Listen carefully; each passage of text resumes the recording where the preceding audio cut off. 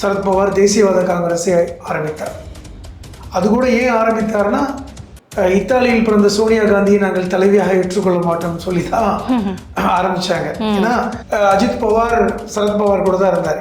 எப்போ முரண்பட்டது அப்படின்னு பார்த்தா, இந்த 2014 பாஜகவுடைய ஆட்சி பிடிச்சதுக்கு அப்புறம் தான் அந்த கட்சிக்குள்ளும் பிளவு ஏற்பட்டது.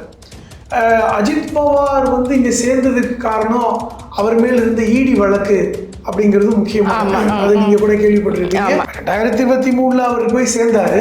2024 இடி அவர் கேஸை கிளீன் பண்ணிட்டாங்க. 7000 கோடி என்ன ஊழல் சொன்னாங்க என்ன. ஆனா பாஜக ஒண்ணுமே என்ன பண்ண முடியல. என் மேல எந்த ஊழல் இடி என் கேஸெல்லாம் வித்ட்ரா பண்ணிட்டாங்க. அப்ப நான் ஊழல் அற்றவன் தானேன்னு சொல்லி பேசுறாரு. இவருடைய மரணம் இன்னைக்கு என்ன மாதிரியான தாக்கத்தை உண்டு பண்ணும்? மகாராஷ்டிரா அரசியல் என்ன மாதிரியான மாற்றத்தை, அதுதான் நம்ம பேசணும். இப்ப அஜித் பவாருடைய மரணம் என்ன மாதிரியான தாக்கத்தை ஏற்படுத்தும்?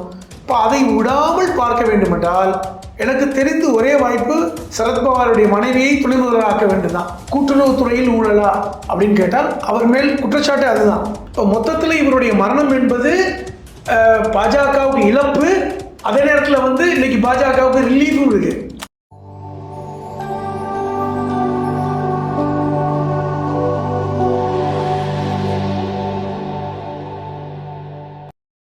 நேர்களுக்கு வணக்கம். இன்றைய நேர்காணலில் நம்மோடு இணைந்திருக்கிறார் எழுத்தாளர் திரு புதுமடம் ஹலீம் அவர்கள். வாருங்கள் பேசுவோம். வணக்கம் சார். வணக்கம். இன்றைய தினம் பார்த்தீங்க அப்படின்னா ஒரு மிக துயரமான ஒரு சம்பவம் நடந்திருக்குது. திரு அஜித் பவார் அவர்கள் விமான விபத்தில் உயிரிழந்திருக்கிறார். முதல்ல அவர் கடந்து வந்த பாதை, அரசியல் அவர் பயணம், அதை பற்றி கொஞ்சம் சொல்லுங்க சார். அஜித் பவார் இப்பொழுது மகாராஷ்டிராவுடைய துணை முதல்வர்னு எல்லாருக்கும் தெரியும். அவர் சரத்பவார் என்கிற ஒரு காங்கிரஸுடைய முன்னாள் தலைவர், தேசியவாத காங்கிரஸுடைய தலைவர், மகாராஷ்டிரா அரசியலில் பெரிய ஜாம்பவான். அவருடைய அண்ணமகன். அதாவது சரத்பவார் அஜித் பவார் சித்தப்பா, அப்படிதான். ஸோ அந்த குடும்பம். இரண்டாவது, இந்த தேசியவாத காங்கிரஸ் ஆரம்பித்த காலத்திலேயே சரத்பவாருக்கு வலதுகரமாக இருந்தவர் அஜித் பவார். இப்போ 1999 தான் சரத்பவார் தேசியவாத காங்கிரஸை ஆரம்பித்தார். அது கூட ஏன் ஆரம்பித்தார்னா, இத்தாலியில் பிறந்த சோனியா காந்தியை நாங்கள் தலைவியாக ஏற்றுக்கொள்ள மாட்டோம்னு சொல்லி தான் ஆரம்பிச்சாங்க. ஏன்னா சரத்பவாரும் காங்கிரஸில் முக்கியமான தலைவராக இருந்தவர். சொல்ல போனா நரசிம்மராவ் காலத்துல அமைச்சராக இருந்தவர், முக்கியமான தலைவர். அப்போ அந்த காலகட்டத்தில் பின்னாடி ராஜீவ் காந்தியுடைய மரணத்துக்கு அப்புறம் சோனியா காந்தி தான் காங்கிரஸுடைய தலைவர் என்று சொல்லும் பொழுது கொஞ்சம் எதிர்த்தாங்க. அவங்க எல்லாம் இத்தாலிக்காரங்க.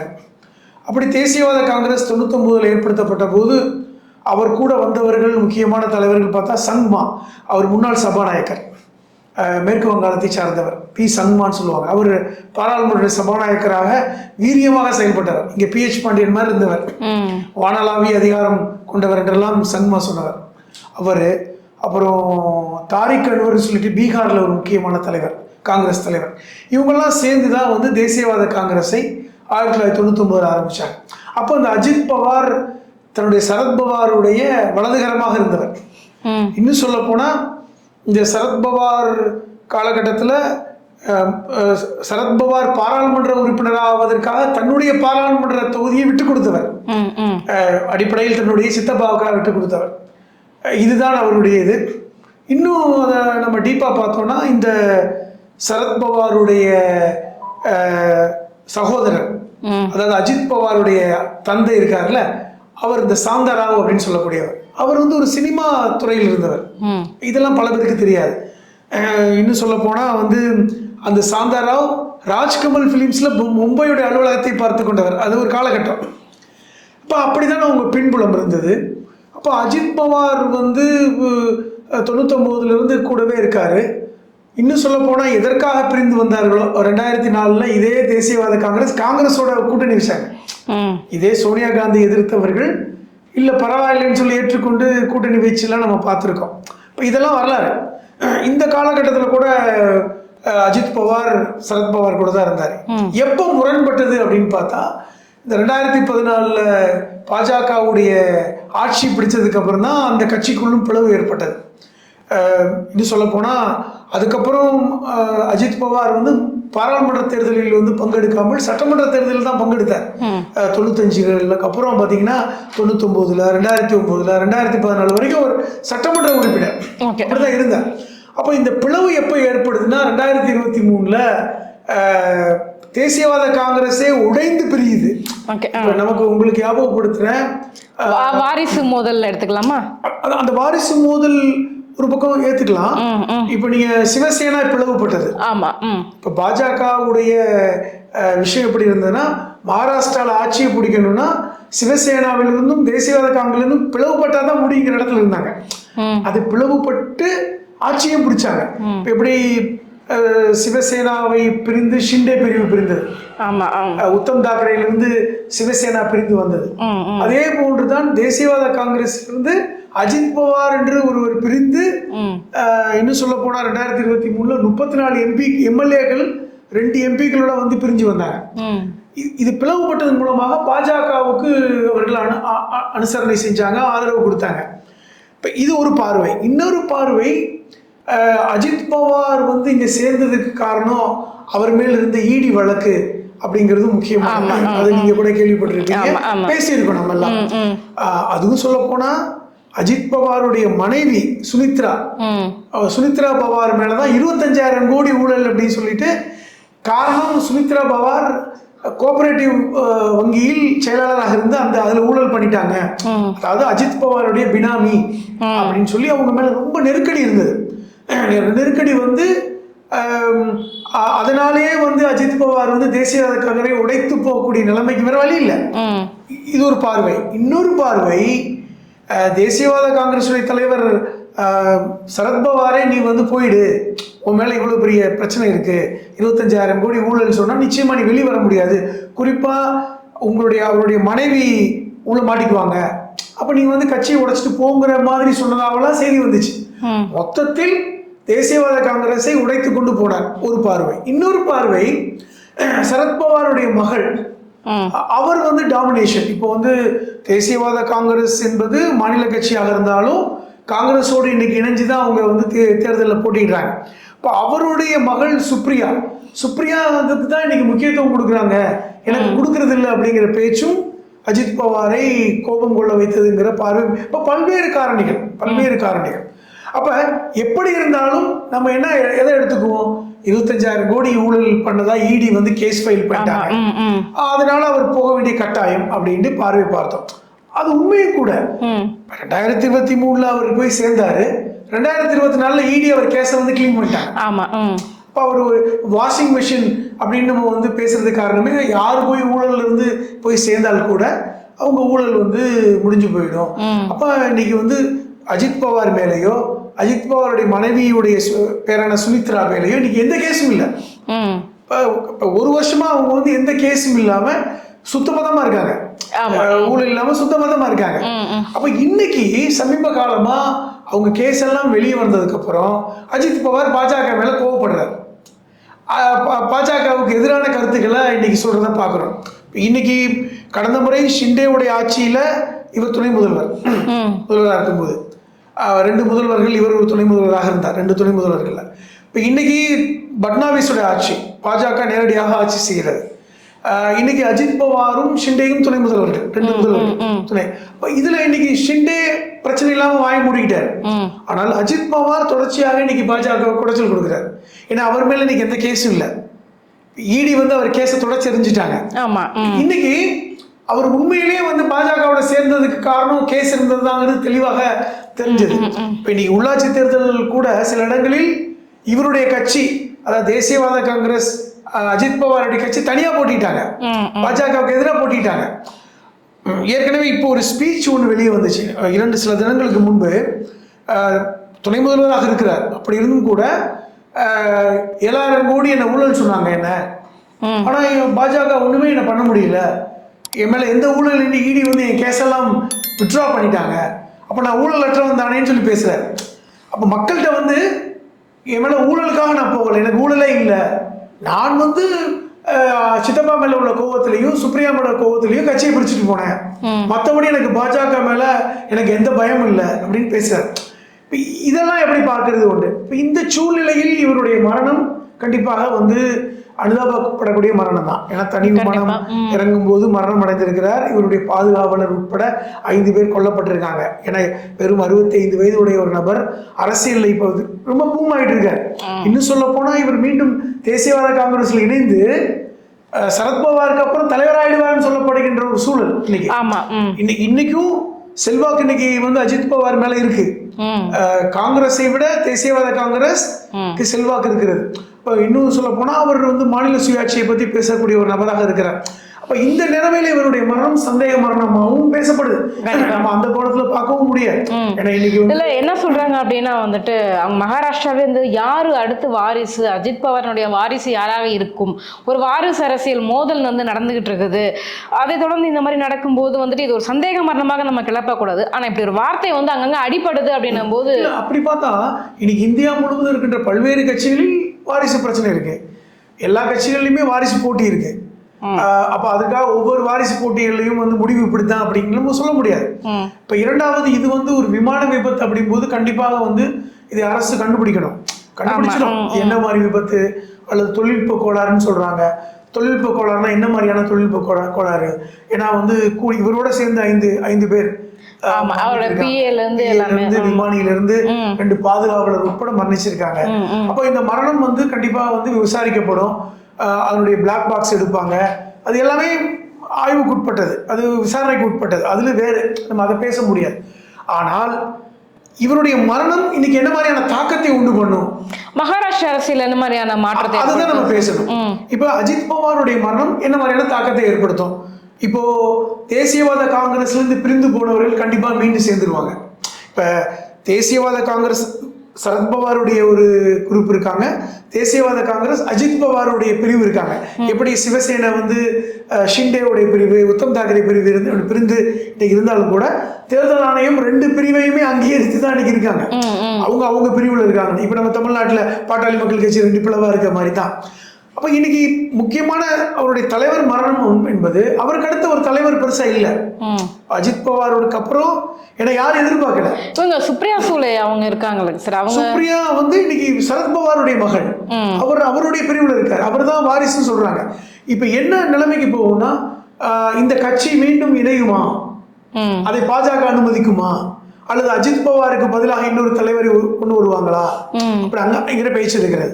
அஜித் பவார் இடத்தை நிரப்ப முடியுமா அப்படின்னு. அப்ப இன்னைக்கு தேசியவாத காங்கிரஸ் தலைவர் அதை இணைக்கத்தான் பார்ப்பாங்க. அஜித் பவார் போனாரு, அஜித் பவாருடைய மனைவிக்கு இது மாதிரியான அரசியல் பின்புலம் இல்லை. இந்த சுமித்ரா பவாருக்கு அவர் கோஆபரேட்டிவ் பேங்க்ல சேர்மனா இருந்தார். அவர் மேல ஊழல் இன்னைக்கு வித்ட்ரா செய்யப்பட்டிருக்கிறது. அவ்வளவுதான் முடிஞ்சிச்சு. அப்ப அவங்களுக்கு யாரும் நிகரான தலைவர் இல்லை. அப்போ அந்த எம்எல்ஏக்கள் இப்போ வந்து ஆட்சியில் வந்து இருக்காங்க. உடனடியாக பாஜக வந்து ஷிண்டே மாதிரி ஒரு ஆளை உருவாக்கலாம், அதுவும் சொல்ல முடியாது. அஜித் பவாருக்கு பதிலாக அஜித் பவாருடைய அந்த குரூப்ல இருந்து ஒரு ஆளை துணை முதல்வர் ஆக்க முடியும், அல்லது அஜித் பவாருடைய மனைவியவே துணை முதல்வர் ஆக்கலாம். இமீடியட்டா செய்ய வேண்டியது இப்போ வந்து சுமித்ராவை வந்து நாங்கள் துணை முதல்வர் ஆக்கிவிட்டால் அவங்க எப்படி மறுப்பாங்க? அப்போ வந்து விட்டு கொடுக்க மாட்டாங்க. இப்போ இது இருக்கணும்னு நினைப்பாங்க பாஜக. தனக்கு கேட்கின்ற இப்ப அஜித் பவார் மாதிரி குரல் கொடுக்காம, அஜித் பவார் இன்னைக்கு பாஜகவை பட்னாவிஸோட பெரிய முரண்பட்டு இருக்காரு. பட்னாவிஸோட விமர்சனங்களை வைத்துக் கொண்டிருக்கிறார். பட்னாவிஸுக்கு எதிராக தொடர்ந்து பேசுறாரு இப்ப சமீப காலமா. இது தேவையில்லாத ஒரு குடைச்சலையும் கொடுக்குது, மறுப்பதற்கு இல்லை. இப்ப இவருடைய மரணம் அது வந்து அவங்களுக்கு வந்து ஒரு பெரிய ரிலீஃப் தான். ஆனால் அந்த மரணத்துக்கு பின்னே இருக்கின்ற அந்த கான்ஸ்பிரசி பத்தி நம்ம பேச முடியாது. ஆனால் தேசியவாத காங்கிரஸை இந்த கட்சியை இணைக்க ஒத்துக்குவாங்களா அப்படிங்கிறது முக்கியம். அதை ஒத்துக்க மாட்டாங்க. ஏன்னா அவர்களுக்கான இன்னைக்கு சாலிடா எம்எல்ஏ இருக்காங்க. அது வந்து இன்னைக்கு அதாவது மகாராஷ்டிரால பாஜக இன்னைக்கு தனித்துவமான ஆட்சி தான் பண்றாங்க. தனித்துவமான ஆட்சி தான் பண்றாங்க. ஆனால் இந்த அஜித் பவாருக்கு ஆதரவானவர்களை விட்டுருவாங்களா? ஏன்னா அப்படி விட்டுட்டா தேசியவாத காங்கிரஸ் பலம் பெற்றுவிடும், சரத்பவார் பலம் பெற்று விடலாம். அதுக்கு அனுமதிக்க மாட்டாங்க, அதுக்கு வந்து வாய்ப்பு இல்லை. அப்ப அதை விடாமல் பார்க்க வேண்டும் என்றால் எனக்கு தெரிந்து ஒரே வாய்ப்பு சரத்பவாருடைய மனைவியை துணை முதல்வர் ஆக்க வேண்டும்தான். அடுத்த கட்ட நகர்வு செய்ய முடியும். ஏன்னா இப்பதான் ஆட்சிக்கு வந்திருக்காங்க. இன்னும் 4.5 வருஷம் இருக்கு. 4.5 வருஷமா கிட்டத்தட்ட 5 வருஷம் இருக்கு. இப்பதான் ஆட்சிக்கு வந்திருக்காங்க. அப்ப விட்டுற மாட்டாங்க. அப்படி விட்டால் அது வந்து ஆட்சிக்கு பங்கம் இல்லை என்றாலும் அவர்களுடைய கூட்டணியில் பிளவு இருக்க வாய்ப்பு இருக்கு. ஏற்கனவே ஷிண்டேயே முடங்கிக்கிட்டு இருக்காரு. ஏண்டா நம்ம இப்ப இருக்கோம், அவங்க முழுக்க போயிட்டாங்களே அப்படின்னு. இப்போ அதுக்கு வாய்ப்பாகி போய்விடும் என்று அவர்களுக்கு அச்சம் இருக்கும். இதான் நிலைமை. இப்போ எப்படி இருந்தாலும் அஜித் பவாருடைய மரணம் ஒரு கான்ஸ்பிரசி ஏற்படுத்தி இருக்கிறது, ஒரு சலசலப்பை ஏற்படுத்தி எப்படி நடந்துச்சு அப்படின்னு ஒரு விபத்துன்னு. இது பாஜகவுக்கு ஒரு மிகப்பெரிய இழப்பு அப்படின்னு எடுத்துக்கலாம் இல்லையா? இது நிச்சயமா இழப்பு தான். இப்போ ஷிண்டே, அஜித் பவார் போன்றவர்கள் இன்னைக்கு வந்து அவர்களுக்கு பக்கபலமாக தானே இருக்காங்க. அப்போ அவர்கள் அவருக்குண்டு ஆதரவு இருக்குல்ல, அது இழப்பு தான். அதே நேரத்தில் வந்து அதை சரி கட்டுவதற்கு என்ன பண்ணலாங்கிறது பாஜகவுக்கு தெரியும்ல. அவர்களுக்கு நிகராக ஒரு ஆளை கொண்டு வந்துருவாங்க, அவ்வளவுதான். பொதுவாகவே பார்த்தீங்க அப்படின்னா இவர் மேலே நிறைய ஊழல் புகார்கள் வந்து இருக்குது. குறிப்பாக வந்துட்டு மகாராஷ்டிரா டெவலப்மெண்ட்ல இவருக்கு ஒரு முக்கிய பங்கு இருக்கு அப்படின்னு சொல்றாங்க. நிறைய அணைகள் கட்டினதிலே ஆகட்டும், இல்லை இந்த கூட்டுறவுத்துறையில் ஆகட்டும் ஊழல் பண்ணியிருக்கிறார் அப்படின்ற புகார் அவர் மேலே இருக்குது. 1991 அவர் வந்து அரசியல் இருக்கார், 91 வந்துட்டார். ஆனால் அடிப்படையில் அவருக்கு வந்து சினிமாவில் நடிக்க தான் ஆசை அப்படின்னு தான் அவர் பல்வேறு பேட்டியில் சொல்லியிருக்காரு. காரணம் அவங்க அப்பா வந்து சினிமா துறையில் இருந்ததுனால, அதுவும் ராஜ்கமல் ஃபிலிம்ஸ்லேயே அவங்க அப்பா வேலை பார்த்துருக்கிறதுனால சினிமாவில் நடிக்கணும், மராத்தி படங்களில் நடிக்கணும் அப்படிங்கிறதெல்லாம் அவர் வெளிப்படுத்தியிருக்கார். அப்போ 91 காலகட்டத்திலேயே அவர் வந்து அந்த கரும்பு கூட்டுறவு ஆலை, கரும்பு கூட்டுறவு வங்கிகள் அதில் தொடர்ச்சியாக பயணப்பட்டிருக்கார். அப்போ கூட்டுறவுத்துறையில் அவர் அதிகமான தன்னுடைய பயணத்தை செஞ்சிருக்கிறார். சொல்லப்போனால் 91 காலகட்டத்தில் அவர் பாராளுமன்ற உறுப்பினராக இருந்தார் தொகுதியில். அதுக்கப்புறம் தான் அவர் சித்தப்பாக்காக அந்த தொகுதியை விட்டு கொடுத்தார். நரசிம்மராவ் காலத்தில் சரத்பவார் அந்த தொகுதியிலிருந்து வெற்றி பெற்றார். இதெல்லாம் செஞ்சார். அதுக்கப்புறம் தொடர்ச்சியாக 5 தடவை எம்எல்ஏ வரைக்கும். அப்போ நீங்கள் சொன்ன மாதிரி அந்த கூட்டுறவுத்துறையில் ஊழலா அப்படின்னு கேட்டால் அவர் மேல் குற்றச்சாட்டு அதுதான். இன்னைக்கு அவருடைய மனைவியை வந்து அதுக்கப்புறம் அவர் கூட்டுறவுத்துறைக்குள்ள கொண்டு வந்தார். மனைவி பேர்ல இருந்துக்கும் இவரெல்லாம் பண்ணார். அதுலதான் அவர் 25,000 கோடி ஊழல் அப்படின்னு சொல்லி தான் இடி அவர் மேல கேஸ் போட்டாங்க. 2020 21 அவர் மேல பெரிய கேஸ். அவர் வந்து கிட்டத்தட்ட கைது பண்ணிடுவாங்க, சொல்ல போனா அவருடைய மனைவி சிறைக்கு தான் போகணும் அப்படிங்கிற இடம்லாம் இருந்துச்சு. 2019 பாராளுமன்ற தேர்தல் காலகட்டத்திலாம் இதுதான் முக்கியமான டாக்கா இருந்தது. அதுக்கப்புறம் தான் கொஞ்சம் கொஞ்சமாக வந்து அவர் பாஜகவுடைய இதுக்கு தலையாட்ட ஆரம்பிச்சார். ஏன்னா மனைவி மாட்டிக்குவாங்க, நீங்க சொன்ன மாதிரி அணை கட்டுவதிலும் நிறைய விஷயங்கள் செஞ்சாலும் அதுல ஊழல் இருக்கு. அரசியல்வாதிகள் ஒரு திட்டங்களை செஞ்சாங்கன்னா அதுல ஏதாவது இருக்கும் அப்படிங்கிறது எல்லாருக்கும் தெரியும். ஆனா இவ்வளவு அமௌண்ட் 25,000 கோடி ஊழல் அப்படிங்கிறது பெரிய தொகை. அப்ப அத குற்றச்சாட்டை பாஜக வந்து தேர்தல் பிரச்சாரத்திலே முன் வச்சாங்க 19 காலகட்டத்தில். அப்போ அப்பவே தெரியும் அஜித் பவார் வந்து கொஞ்சம் கொஞ்சமா மாறிடுவாரு அப்படின்னு. ஏன்னா ஏற்கனவே மேற்கு வங்காளத்துல ஒருத்தர் இதே மாதிரிதான் திரிணாமுல் காங்கிரஸ்ல இருந்தே போனாரு. இவங்கெல்லாம் அந்த ஒரே காலகட்டத்தில் போனவங்க. அப்ப இந்த குற்றச்சாட்டை முன் வச்சதுக்கு அப்புறம் 2023 அந்த கட்சியை உடைக்கிறார். அப்பதான் அந்த கட்சி உடைக்குது. அப்போ கூட வந்து அவர் சரத்பவார் மேல பெரிய குற்றச்சாட்டை வச்சது இதுதான். எப்படின்னா சரத்பவாருக்கு வயசாயிருச்சு, அதனால வந்து அவர் கட்சியை வந்து அடுத்தவங்களுக்கு விட்டு கொடுக்கணும், எனக்கு விட்டு கொடுக்கணும் அப்படிங்கிற மாதிரியான ஒரு குற்றச்சாட்டு முன்வைக்கிறார். அப்போ அதுதான் பெரிய பிரச்சனை ஆகும்போது தான் சுப்ரியாவை வந்து அவர் சரத்பவார் வந்து முன்னிறுத்துறார். தன்னுடைய மகளை வந்து முன்னிறுத்துறது அவருக்கு பிடிக்கல அப்படின்லாம் பேசப்பட்டது. ஆனால் இதெல்லாம் வெளிப்படையாக செஞ்சது. ஆனால் உள்ளுக்குள் சரத்பவார் வந்து இல்லை நீ போயிடு, இல்லைன்னா பிரச்சனை ஆகிடும், நீ வந்து பிரிச்சுக்கிட்டே போ, இல்லைன்னா வந்து உனக்கு மேலே ஊழல் குற்றச்சாட்டு ரொம்ப ஸ்ட்ராங் ஆகிடுச்சு அப்படின்னு சொன்னதாக பத்திரிகையில் செய்தி வந்தது. இதுதான் நடந்தது. ஆனால் எப்பொழுது வந்து அந்த அவர் மேலே ஊழல் குற்றச்சாட்டு நீக்கப்பட்டதோ திருப்பி பழையபடி பாஜக எதிர்ப்பு பேச ஆரம்பிச்சிட்டாரு. அதுதான் முக்கியம்.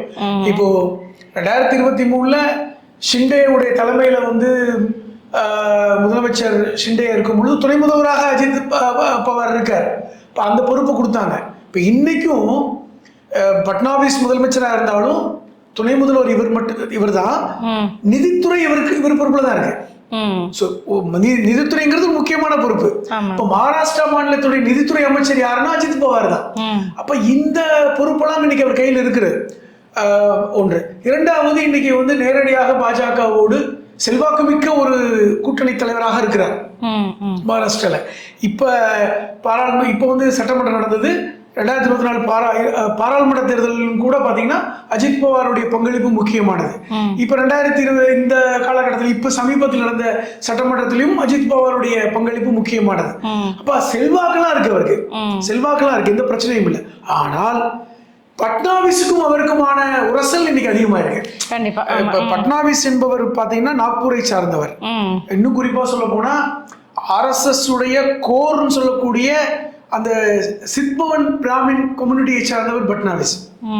இப்ப நீங்க பாஜகவை RSS தான் இயக்குதுன்னு எல்லாருக்கும் தெரியும்.